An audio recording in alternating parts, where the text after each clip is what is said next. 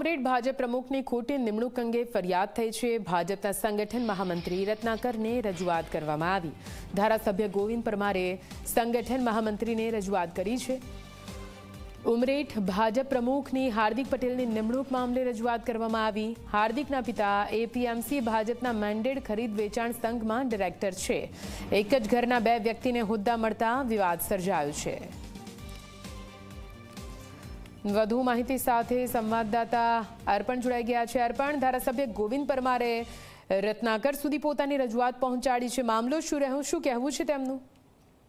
નિધિ, હાલમાં ભાજપ દ્વારા જે જુદી જુદી નિમણૂક પ્રક્રિયા હોદ્દાઓની ચાલી રહી છે તેને લઈને પાર્ટીમાં આંતરિક જુદા જુદા વિસ્તારમાં અસંતોષ જોવા મળી રહ્યો છે।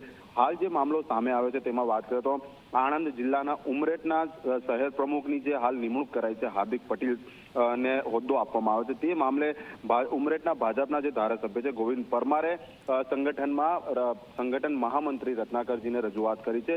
કારણ કે તેમની રજૂઆત એ છે કે હાર્દિક પટેલના જ પિતા અન્ય જે એપીએમસી છે તેમાં પણ હોદ્દો ધરાવે છે, એટલે એક જ પરિવારમાંથી બે વ્યક્તિઓને આ હોદ્દો આપવાની વાત છે તે અંગે રજૂઆત કરી છે। એટલે કહી શકાય કે પત્ર દ્વારા જે લેખિત રજૂઆત કરી છે તેના પરથી ભાજપનો જે ક્યાંક આંતરિક આ ખટરાક છે તે ઉપસી આવ્યો છે સપાટી ઉપર। નિધિ, બિલકુલથી આભાર પૂરી માહિતી માટે। તો આપને જણાવી દઈએ, ભારતીય જનતા પાર્ટીની અંદર જાણે કે આંતરિક વિખવાદ હોય તે પ્રકારની પરિસ્થિતિ હાલ તો સપાટી પર આવી રહી છે। આણંદના ઉમરેઠ ભાજપ પ્રમુખની ખોટી નિમણૂક અંગે રજૂઆત અને ફરિયાદ કરવામાં આવી છે ભાજપના સંગઠન મહામંત્રી રત્નાકરને।